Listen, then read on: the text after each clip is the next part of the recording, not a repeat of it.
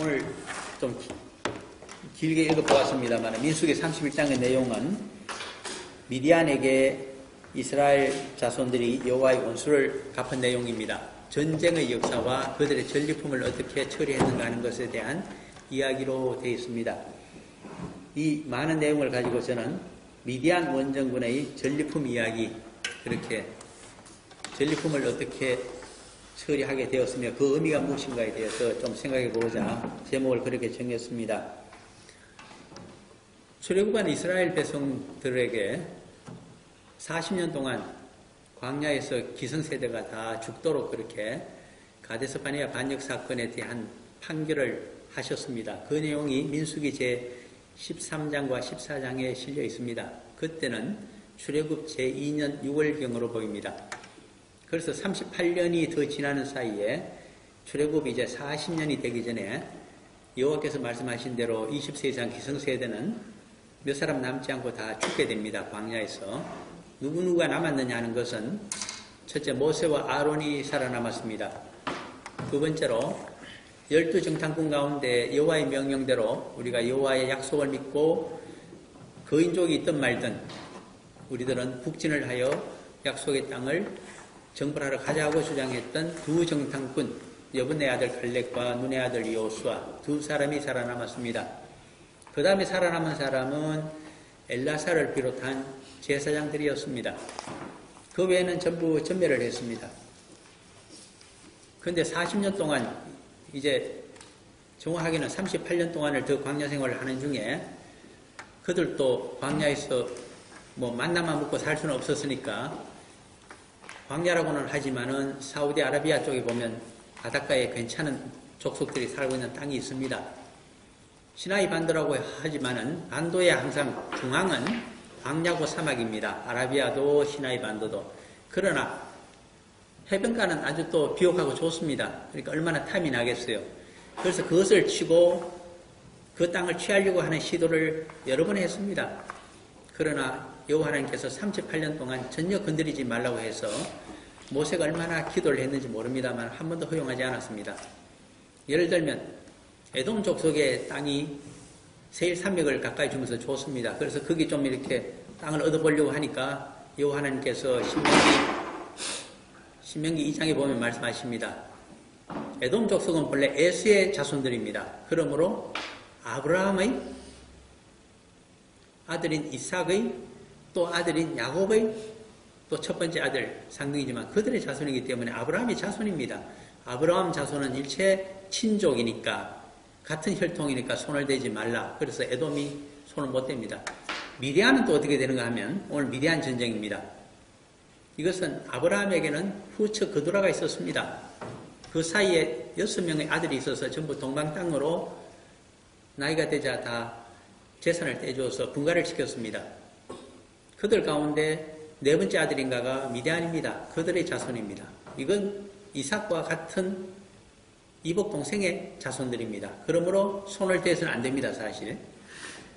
그러면 북쪽으로 올라가게 되면 또 수로 광야에 어느 민족이 사느냐 하니까 이스마엘 족속들이 살고 있습니다.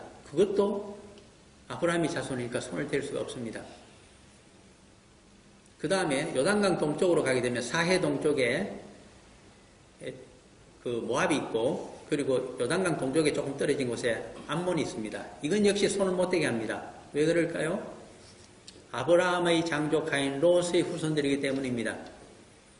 그러면 도대체 이 아랍 지역에서 누구의 땅을 얻을 수가 있다는 말입니까?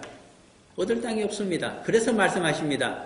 약속의 땅 가나안은 가나안 원주민 셈족이 아닙니다. 아브라함과 전혀 상관없는 함족입니다.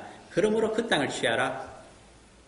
그 다음에 거기서 가나안 족속에서 파생이 많이 됩니다. 위로 올라가면 두로와 시돈, 페니키아인들도 거기서 나타나고 동쪽으로 가게 되면 아모리인들도 거기서 나타납니다. 그러므로 요단강 동쪽에 있는 아모리 족속을 치고 그 땅을 뺏어라. 그렇게 역사가 전개가 됩니다. 그런데 불행한 일은 오늘 읽어본 이 미디안 전쟁입니다. 그렇게까지 신신당부하며 지켜주라고 했던 일체 손을 대지 말고 그들에게서 우물물이라도 얻어마시게 되면 반드시 돈을 주고 계산을 하라고 하셨던 여호와 하나님이십니다. 출애굽기 3장을 보게 되면 미디안 족속의 땅, 미디안이라고 하니까 그 유명한 오늘날 도시가 하나 있습니다. 사실은 메디나라고 하는 것이 그 미디안에 속합니다. 메디나가 왜 유명하냐 하면 아라비아의 서북 쪽입니다. 아라비아에서 본래 유일신 종교를 하나 창설한 사람이 AD 500년경에 마호메시였습니다. 그런데 메카에서는 그 중심지에서는 쫓겨났습니다. 범신론적인 지역에서 유일신론을 주장하니까 그런 종교를 하나 탄생시켜갖고 교주 노릇을 하니까 보기 싫다고 해서 쫓아내버렸죠. 마호메시 북쪽으로 도망쳤습니다. 어느 땅으로 갔을까요? 서북부 미디안 땅으로 갔습니다. 거기 중심 도시가 메디나였습니다. 거기서 유일신 종교가 창궐하게 됩니다. 많은 메디나에 이 미디안 족속들 후손들이 마호메시를 따랐습니다. 왜 그랬을까요? 그들의 조상의 종교가 여호와 종교였기 때문입니다. 그런 유래가 있지 않겠습니까? 그래서 거기서 세력을 얻은 마호메시 나중에 메카로 쳐들어 남하를 했습니다.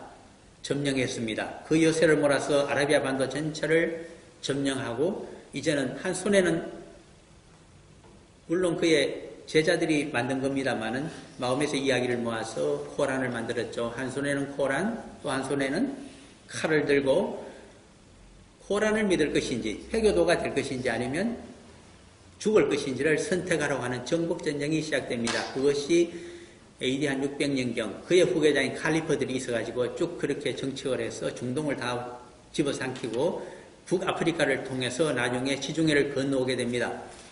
그래서 이태리 같은 경우에는 밀라노 이남 지역 거기를 수백 년 동안 지배합니다.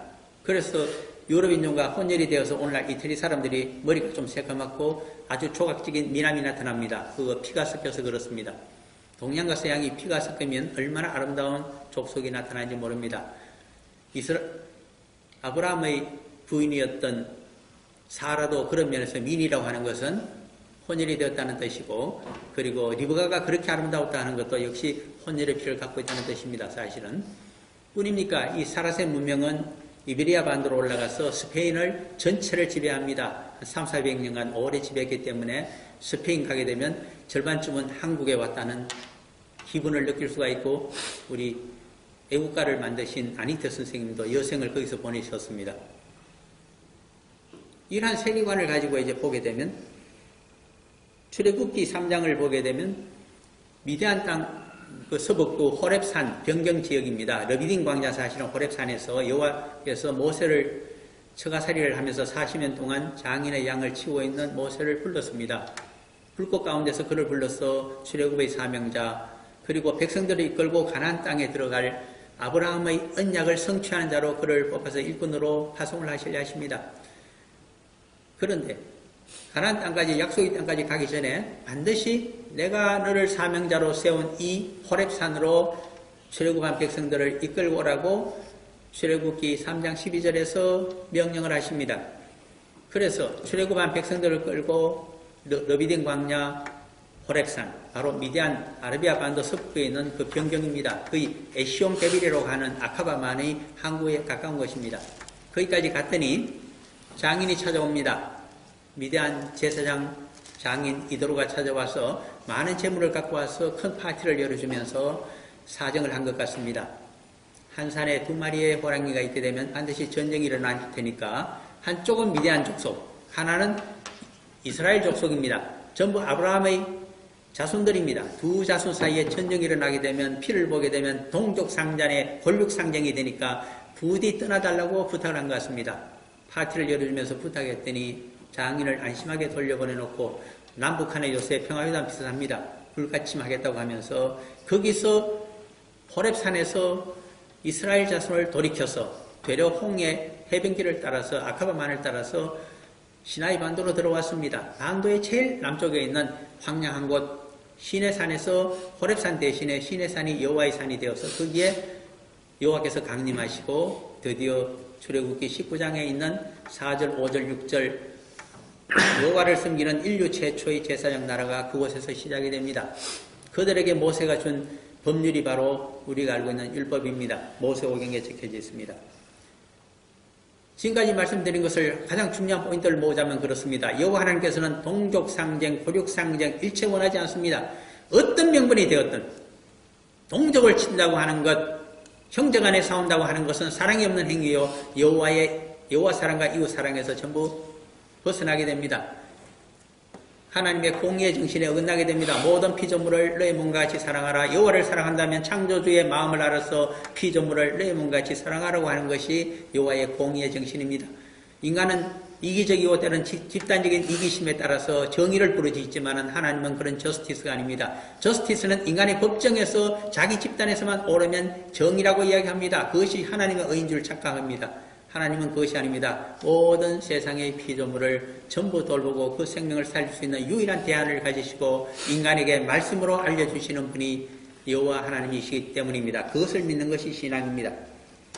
그러함에도 불구하고 미디안을 치라고 하면서 여호와께서 오늘 민수기 31장에 모세를 통해서 아주 구체적인 명령을 주시고 있습니다. 왜 그랬을까요? 미디안 원정군을 파송해야 되는 이유에 대해서 알아봅니다.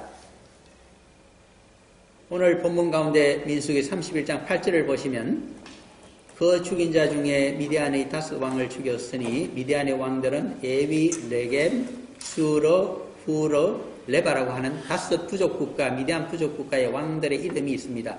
다 이스라엘 원정군에 의해서 처형이 되었습니다. 미디안이 왕이 아닌 또 한 사람의 중요한 인물이 거기 명기가 되어 있습니다. 또 보올의 아들 발람을 칼로 죽였더라. 민수기 앞에 가서 내용을 22장부터 쭉 보시면 22장, 23장, 24장에 지겹도록 나오는 이름이 바로 발람의 아들, 보올의 아들 발람입니다. 선지자 발람입니다. 그는 본래 모압 사람도 아니고 미디안 사람도 아닙니다. 어느 족속일까요? 아람 족속입니다. 오늘날 그 시끄러운 시리아, 그것도 북부 시리아에 있는 하란에 가까이 있는 그곳이 그의 고향입니다. 그런데 요단강 동쪽에 있는 시리아로부터 시작해서 오늘날의 요르단입니까? 그리고 이쪽 사우디까지 오면서 전부 뒤져도 가장 영통하고 신통한 그런 무당이라든가 아니면 그 선지자로 볼 수 있는 자가 바로 이 발람이었습니다. 모압 왕이 그를 필요로 했습니다. 모압의 바로 위에 있는 그 북쪽에 그게 느보산이 있는 모압 평지로 불리는데 거기에 지금 여리고 바로 요단강 건너 맞은편입니다. 거기에 이스라엘 군대가 60만 대군이 모세가 지휘하면서 진을 치고 있습니다. 모압은 도저히 그들을 막아낼 자신이 없습니다. 눈치만 보고 있는데 이래서는 도저히 안 되겠다 생각해서 이 선지자 발람을 초청해서 그의 힘을 빌려서 여호와의 저주가 진로가 이스라엘 자손들에게 임하게 하여 그들을 멸망시키고 자신이 옛날 아모리 족속에 잃어버렸던 시온 왕에게 잃어버렸던 그 땅을 고토를 회복하려고 획책했던 자가 모압 왕 발락입니다. 이름이 비슷하죠. 발락, 선지자 발람. 형제도 아니고 그것은 사실 다른 사람입니다만 비슷하게 보입니다. 그래서 3차례나 큰 재물을 주고 여호와를 달래는 제사를 드리면서 신탁을 받아오라고 했더니 이 선지자 발람이 실패합니다. 왜 그랬을까요? 여호와 하나님께서는 변함없이 이스라엘을 사랑하십니다. 서민이라고 하는 뜻은 거룩한 하나님의 백성이라는 뜻입니다. 그러므로 자기 백성 사랑하지 않는 창조주가 있을 수가 없습니다. 그러므로 저주하지 않습니다. 3번 실패하자 화가 난 모압 왕이 쫓아버렸습니다. 재물은커녕 아주 목숨만 살려서 고향 아람으로, 사실은 그 버돌이라고 하는 그 하란 옆에 지역이 있습니다만 유프라테스강 저기 상류 쪽입니다. 거리로 돌려보냈습니다. 이 선지자 발람이 고향집에 가서 자기가 왜 실패했는가를 분석을 한 것 같습니다. 그랬더니 여호와 하나님께 아무리 간절히 기도하고 재물을 많이 바쳐보아야 이스라엘을 축복만 하지 저주하지 않는 대신에 하나의 방법을 알아냈습니다. 어떻게 하면 그 나라를 멸망시킬 수 있을까요? 어떻게 하면 상대국을 멸망시킬 수 있을까요? 그 방법이 있었습니다. 무엇일까요? 그것을 우리가 발람의 꾀로 부릅니다. 그 내용이 바로 민수기 오늘 읽었던 31장 16절에 나타나 있습니다. 한번 보시기를 바랍니다. 보라, 이들이 발람의 꾀를 따라 이스라엘 자손을 보올의 사건에서 여호와 앞에 범죄하게 하여 여호와의 회중 가운데서 연병이 일어나게 하였느니라. 발람의 꾀, 이것은 미인계입니다. 그는 다시 남아하여 이번에는 모압 왕이 아니라 미디안 왕들에게를 찾아갔습니다. 미디안은 아브라함의 후처 그두라의 아들이었기 때문에 일찍 분가해서 자손을 많이 동방 땅에 퍼뜨렸습니다. 그래서 그 세력이 어느 정도인가 하면 약 이스라엘 240만 명 출애굽을 했는데 그 정도의 세력으로 보입니다. 이때 이스라엘은 12지파라고 하지만은 정치학적인 입장에서 그것은 지파가 아니라 사실은 부족 국가를 의미합니다. 미디안은 일찍이 부족 국가가 12개 정도, 10개 내지 12개가 존재하고 있었던 것으로 보입니다. 그러므로 부족 국가의 그 장은, 부족장은 전부 왕으로 불립니다. 그들을 찾아갔습니다. 찾아가서 내가 너희들 저기 북쪽에 있는 지금 언제 모압을 치고 미디안을 칠지 모르는 저 위험한 이스라엘 자손들을 전부 멸망시킬 수 있는 방법이 있다고 했더니 좋아했습니다. 재물을 주고 그 꾀를 샀습니다. 그 가운데 다섯 왕 가운데 여기 8절에 있었던 세 번째 왕이 있습니다. 그 이름이 수로왕입니다. 8절에 보시면 에위왕, 레게모왕, 수로왕, 후로왕, 레바왕이 있는데 이 수로왕에게는 제색을 겸비한 뛰어난 여자가 공주로 있었습니다. 그 이름이 고섭입니다. 이 제색을 겸비한 뛰어난 재원인 이 공주 고섭이를 밀파를 했습니다. 이스라엘 백성들이 지금 진을 치고 있는 데가 모압 평지입니다.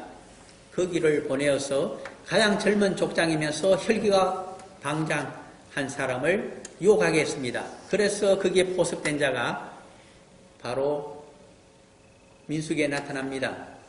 시몬 지파의 젊은 족장인 시므리라고 나타납니다. 그의 애인이 되어서 유혹을 했습니다. 그렇게 족장의 장막 안에 거주하면서 미디안에서 이쁜 여자를 또 재주 좋은 여자를 많이 데려왔습니다. 그들을 누구에게 제공했느냐 하니까 12지파의 젊은 수령들에게 전부 제공을 했습니다. 이스라엘은 큰일 났습니다. 12 젊은 수령들이 전부 미디안의 여자들에게 빠져서 어찌할 줄을 모르고 있습니다. 거기서 그친 것이 아닙니다. 발람의 꾀는 더 기가 막힙니다. 주변에 있는 모압 여인들을 대거 보내어서 이스라엘 남자들을 유혹하게 했습니다. 유혹해서 4km 남방에 있는 부올산으로 데리고 갔습니다. 데리고 가서 거기서 바알신에게 큰 제사를 드리고 난 다음에 2부 순서가 중요한데 2부 순서가 바로 바알신이라고 하면 풍요의 신이자 농사의 신입니다. 그는 부인신이 있습니다. 아세라 목상으로 알려져 있는 비너스로 알려져 있는 바로 아세라 또는 아스다롯 여신입니다. 제사를 받고 제사를 드린 백성들에게 축복을 주는 방법이 바로 아내와 합방하여서 다산을 하는 데 있습니다. 하늘에서는 그렇게 바알신과 아스다롯 신이 합방을 하게 되면 그 산 위에서는 인간들은 어떻게 하느냐 하니까 모압 여인들이 여사제가 되어서 바알의 여사제가 됩니다. 거기에 유혹해서 온 이스라엘 남자들과 몸을 쓰게 됩니다. 그것이 호னம் 사건입니다. 반드시 있게 됩니다. 잘못된 종교는 그렇게 음란으로 빠지게 되어 있습니다. 이것을 보고 여호와 하나님께서 통탄하셨습니다. 금송아지 우상 사건이 보다 훨씬 더한 큰 범죄를 저질렀기 때문입니다. 종교가 성적인 타락을 갖고 오게 되면 그 다음에는 종교적인 타락이 반드시 동반하게 됩니다. 어떤 종교이든지 음란과 성적인 타락이 있게 되면 그 종교는 부패하여서 영적인 타락을 영원히 어두워져 버리는 그리고 여호와의 진로를 받게 되도록 되어 있습니다. 그것이 발람의 꾀였고 그것을 구체화하고 그대로 사용했던 자들이 바로 미디안의 다섯 왕들입니다. 그 가운데 세 번째 왕인 수르 왕이 가장 혁혁한 공을 세우고 이제는 더 많은 재물을 얻기 위해서 발람은 고향으로 돌아가지 않고 그들의 진영에 왕의 진영에 남아있었던 차종입니다. 여호와께서 참을 수가 없었습니다. 어떻게 했을까요? 미디안 여인들과 애인관계를 이루고 있는 젊은 12 수령들을 전부 처형시켜버렸습니다. 목을 매달았습니다. 그 다음에 이스라엘 남자들 가운데 부올산에 올라가서 우상을 섬기고 혼음을 했던 모든 자들을 색출하여 다 죽이라고 모세에게 명령했습니다.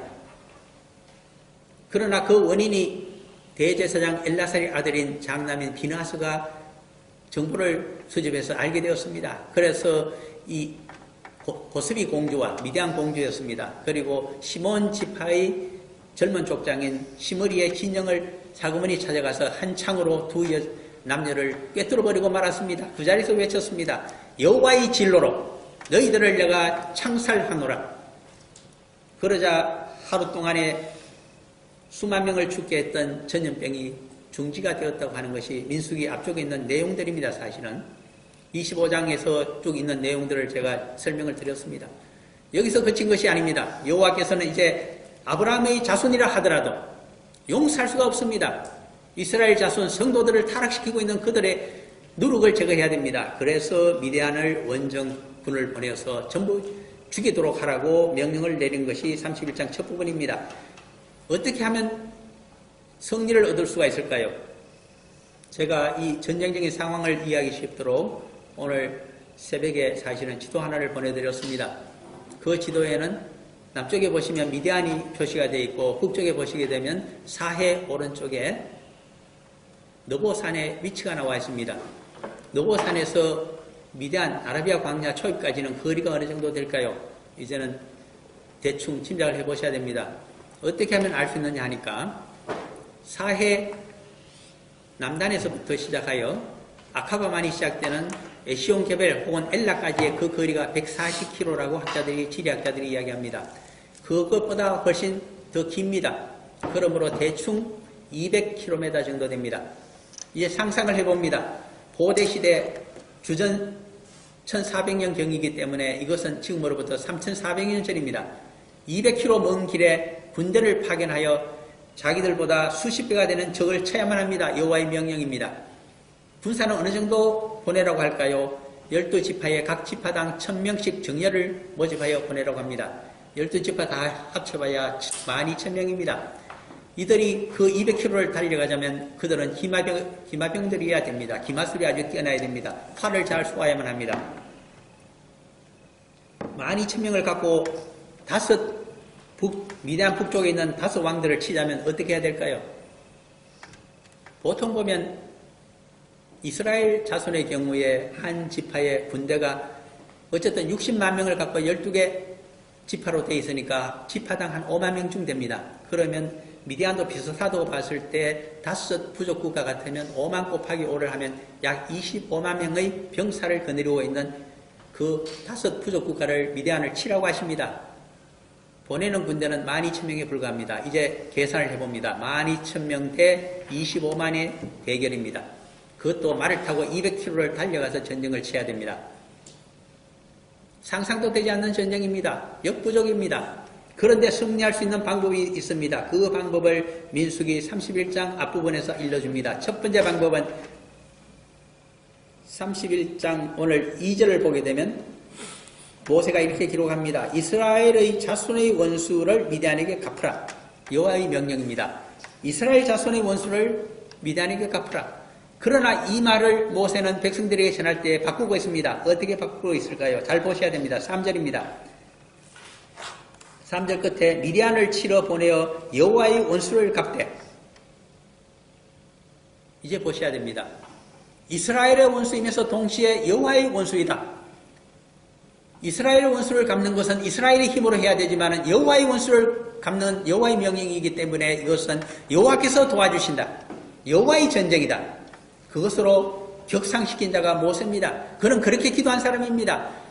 어떻게 우리 12,000명을 가지고 25만 명이나 되는 저 미디안의 북쪽 부족들을 다 치라고 하십니까? 말도 되지 않습니다. 전부 가서 죽으라는 말씀입니까? 그러므로 이것을 여호와의 전쟁으로 하시고 여호와께서 처음부터 끝까지 전쟁을 쳐주십시오. 사자를 보내서 저들을 전멸시켜 주시고 우리는 참전하여 이삭이나 죽도록 해 주십시오.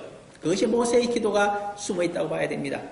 그랬기 때문에 6절에 보게 되면 대제사장 엘라살의 장남인 비느하스 제사장입니다. 그를 보내면서 제사장들과 함께 나팔을 가지고 가고 성소의 기울을 갖고 가라고 합니다. 나팔이 중요합니다. 이것은 신호나팔입니다.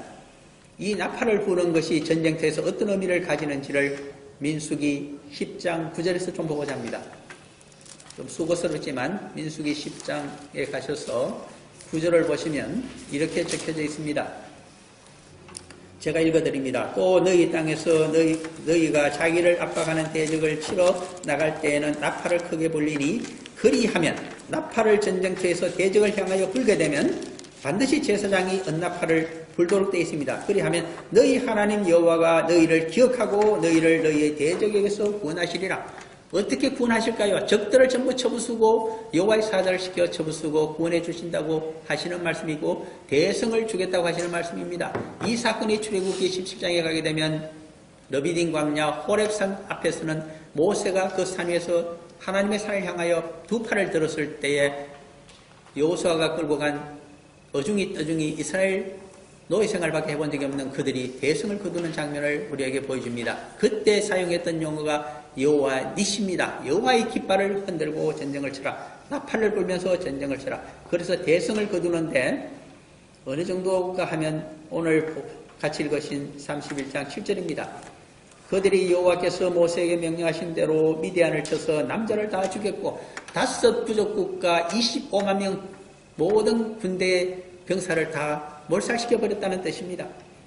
이제는 왕들이 남았습니다. 전부 사로잡았습니다. 어떻게 했을까요? 8절입니다. 그 죽인 자 외에 미디안의 다스 왕을 죽였으니 하고서 다스 왕의 이름이 나오고 그리고 묘한 께로 이스라엘을 여호와의 진노 때문에 전염병으로 수만 명을 죽게 만들었던 음모자 보올의 아들 발람도 칼로 잡아서 쳐 죽였다고 나와 있는 것이 8절의 내용입니다.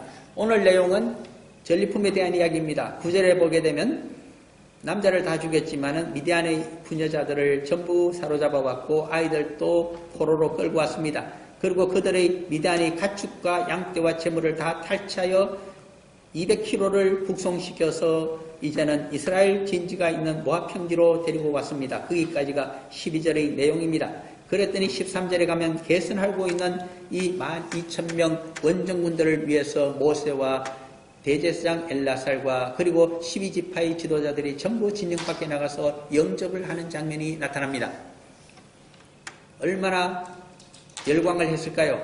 남북회담처럼 잘했기 때문에 박수를 보냈을 것입니다만은 그러나 14절에 보게 되면 전혀 다른 상황이 전개가 됩니다. 모세가 군대의 지휘관 그 싸움에서 돌아온 천부장들과 백부장들에게 노하니라 진노하니라. 왜 그랬을까요? 우리는 여호와께서 주시는 승리라고 하더라도 우리는 스스로 전리품 획득과 배분에 있어서는 조심을 해야 됩니다. 왜 그랬느냐 하니까 15절입니다. 모세가 그들에게 이르되 너희가 여자들을 다 살려두었느냐. 미디안의 여자들 굉장히 위험합니다. 발람의 꾀를 알고 있습니다. 그들은 우상을 섬기면서 어떻게 하면 남자들을 유혹하여 타락시킬 수 있는가를 절묘하게 알고 있고 교육받은 자들입니다. 그들을 왜 살려두었느냐. 이 누룩을 왜 이스라엘에 퍼지게 만들 것이냐. 그래서 16절이 나타납니다. 보라 이들이 이 미디안의 여인들은 너희들이 포로로 끌고 온 여인들은 발람의 꾀를 따라 이스라엘 자손을 보올의 사건에 보올이라고 하는 것은 보올산에서 거기가 바알신을 섬기는 성지가 거기 있었습니다. 보올의 사건에서 여호와 앞에 범죄하게 하여 여호와의 회중 가운데서 전염병이 일어나게 하였느니라. 그러므로 17절 아이들 중에서 남자는 다 죽이고 어린아이들 가운데도 남자는 죽이라고 합니다. 사내 아이는. 왜 그러냐? 그들은 자라서 부모님의 용수를 갚자고 났을 것이기 때문입니다. 그 다음에 여자도 죽여야 됩니다. 남자와 동침하여 사내를 아는 여자는 다 죽이고 유일하게 살려서 포로로 배분하라고 하는 대상이 있습니다. 그것이 18절입니다. 남자와 동침하지 아니하여 사내를 알지 못하는 여자들은 다 너희를 위하여 살려둘 것이니라. 처녀를 살려두라. 잘은 몰라도 오늘날 한국이나 중국처럼 당시에도 성비에 있어서 남자가 좀 이스라엘은 많았던 것 같습니다. 가부장 사회니까 그렇지 않겠습니까? 그러므로 여자가 모자라니까 살려서 너희들의 결혼 대상자로 필요하면 사용하라는 뜻입니다. 그 다음에 19절이 나타납니다. 율법에 따라서 전쟁터에서 바로 돌아오게 되면 일주일 동안 가족들에게 돌아가지를 못합니다. 왜 그럴까요? 전쟁터에서 피를 묻혔기 때문입니다. 그리고 사람의 목숨을 취했기 때문입니다. 그러할 때는 정결의 과정을 거쳐야 됩니다. 그래서 모든 원정대 병사들과 그리고 끌고 온 포로들도 전부 일주일간 몸을 씻고 그리고 의복을 깨끗하게 하고 정결 의식을 치르라고 합니다. 그것뿐만이 아닙니다. 그들이 사용했던 모든 병장기 그리고 마차 그리고 노획한 모든 전리품들도 전부 정결하게 해야 됩니다. 2가지 방법으로 정결하게 합니다. 그것을 제사장 엘라살이 21절에서 모세의 율법의 명령에 따라서 병사들에게 전달해 주는데 2가지 내용입니다. 22절을 보게 되면 불에 타지 아니하는 금속류는 전부 불을 지나게 하고 그 다음에 물로 깨끗하게 씻도록 합니다. 불에 타는 나무라든가 조각품 같은 것들은 또 옷가지 등은 전부 물로 씻어서 깨끗하게 하도록 그렇게 되어 있습니다. 그렇게 일주일 동안 한 다음에 24절 보게 되면 모든 병사들이 일주일 만에 제사장들이 이제는 정결의식이 끝나고 깨끗하게 되었다는 선포를 받고 가족들의 품으로 돌아가게 됩니다. 그것이 24절이었습니다. 25절부터 31절까지의 내용은 전리품에 대한 이야기입니다. 오늘 사실 주 내용은 이 전리품입니다. 전리품은 어떻게 여호와께서 처리하라고 모세에게 명령하셨는가 하는 것은 두 가지입니다. 모든 전리품, 첫째가 포로입니다. 그 항목은. 두 번째가 가축입니다. 이 목축사회, 농경사회에서. 세 번째가 무엇일까요? 검은보화입니다. 그 다음에 무엇이 있을까요? 여러 가지 병장기와 획득한 마차 또는 운반 도구인 낙타와 말들이 여기에 존재합니다. 그 가운데 율법으로 정하고 있는 것은 포로입니다. 첫 번째가. 포로를 수를 세고 절반씩 나누어서 절반은 전쟁에 참여했던 군인들에게 주고 나머지 절반은 이스라엘 백성들에게 나누어 주라고 하는 말씀입니다. 두 번째는 가축입니다. 가축 가운데 세 가지를 꼽고 있습니다. 첫 번째가 양이고, 두 번째가 소고, 세 번째가 염소입니다. 이 세 가지는 다 계수를 하여서 역시 절반씩 나누어서 한쪽 절반은 원정군에서 살아온 병사들에게 주고 나머지 절반은 12지파 백성들에게 나누어 주라고 하십니다. 그런데 여기에 등장하지 율법에서 빠져나가는 것들이 있습니다. 그것이 바로 적에게서 포획했던 각종 병장기와 전쟁 도구들입니다.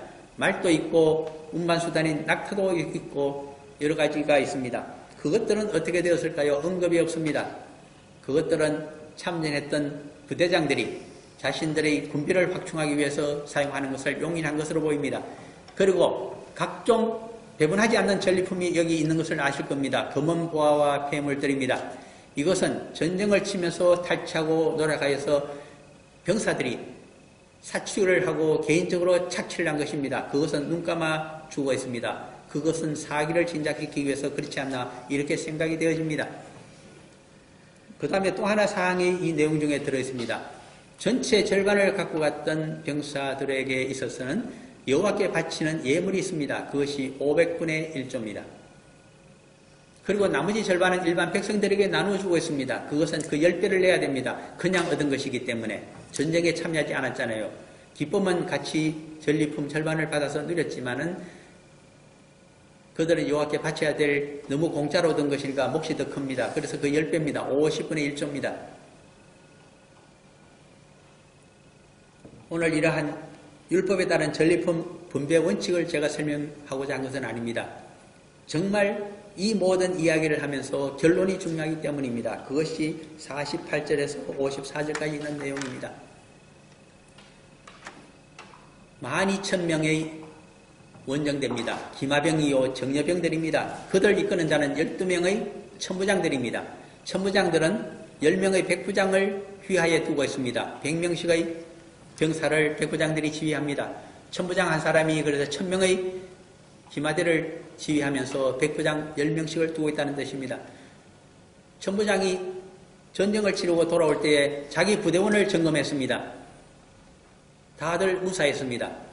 그러므로 25만 명과 전쟁을 쳤기 때문에 엄청나게 많이 희생이 됐을 텐데 다행스럽게 우리 1000명의 군사는 깨끗이 살아남았다고 여호와께 감사하면서 전리품을 챙겨서 왔습니다. 두 번째도 또 천부장이 왔습니다. 그도 역시 1000명이 살아있었습니다. 다른 천부장들에게는 손해가 크겠구나 생각했습니다. 세 번째도 그렇게 되어서 쭉 12명이 다 그렇게 있어서 이제 전리품에 눈독을 들이고 있었는데 여호와께서는 500분의 1만 받아가셨습니다.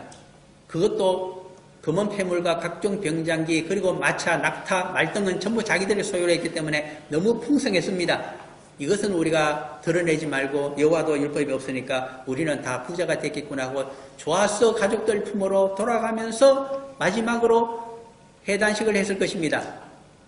총 인원을 점검한 다음에 가족들 품으로 병사들을 돌려보내기 위해서 점검을 했을 때, 점호를 했을 때 너무나 놀랐습니다. 그 내용이 오늘 읽었던 내용 중에 들어있었기 때문입니다. 49절을 한번 보십시오. Unbelievable.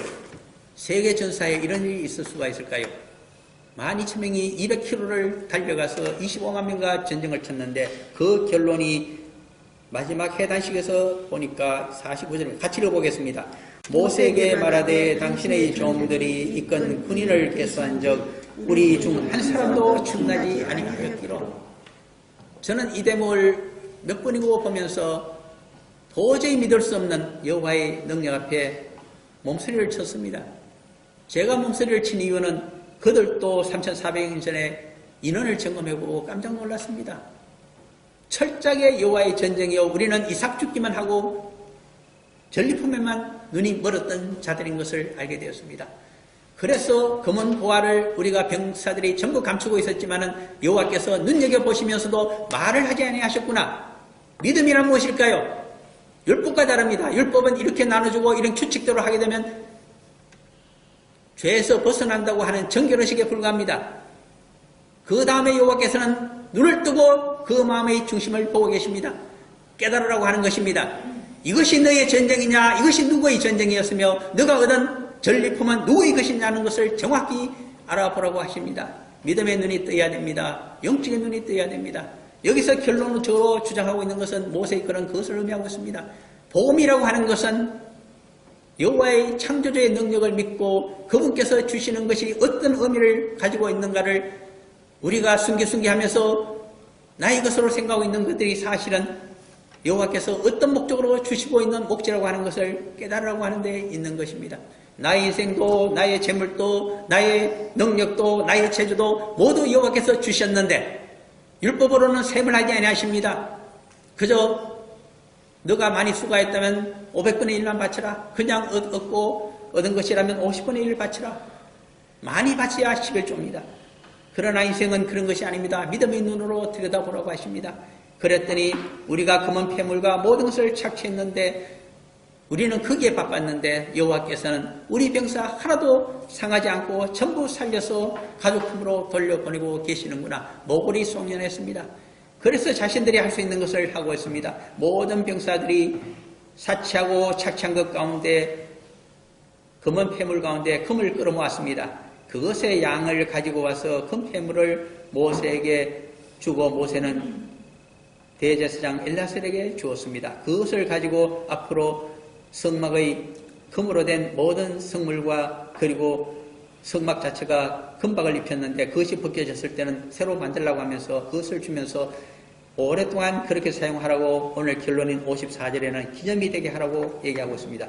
이스라엘 자손의 기념이 되게 하라고 하는 것은 이것을 가지고 새로운 금그릇을 만들 때 또 그리고 성막의 널판에 금칠을 할 때 반드시 백성들에게 이야기해주라. 이것이 바로 미디안을 치고 여호와께서 한 사람도 죽지 않고 생還하게 하며 그들에게 금은 폐물과 우리 백성들에게 풍성한 전리품을 주셨더라. 그 사건을 기억하며 믿음이 무엇인가를 들여다보며 이들처럼 금 폐물을 전부 모아서 그 양이 나와 있습니다. 52절에 보면 16,750세겔이라고 나와 있는데 1세겔이 11.4g입니다. 계산을 해보게 되면 약 190kg이 됩니다. 이 많은 금을 여호와께 드렸느니라. 믿음이란 무엇인가? 여호와께서 이렇게 철저하게 너를 살리고 원수를 치기 위해서 대성을 거두게 해주셨다. 너가 가진 그 모든 것들 그저 율법으로는 겉에 보이는 것밖에 아니지만 실은 그 속에 숨겨져 있는 그 비밀을 알고서 여호와의 존재와 그분의 역사심을 알게 되면 겸손하게 너가 가진 것 중에 금과시 귀한 것을 그분 앞에 드릴 수 있는 믿음을 가지고 살아가라. 그것이 복음적인 해석이라고 하겠습니다. 잠깐 기도하고 마칩니다.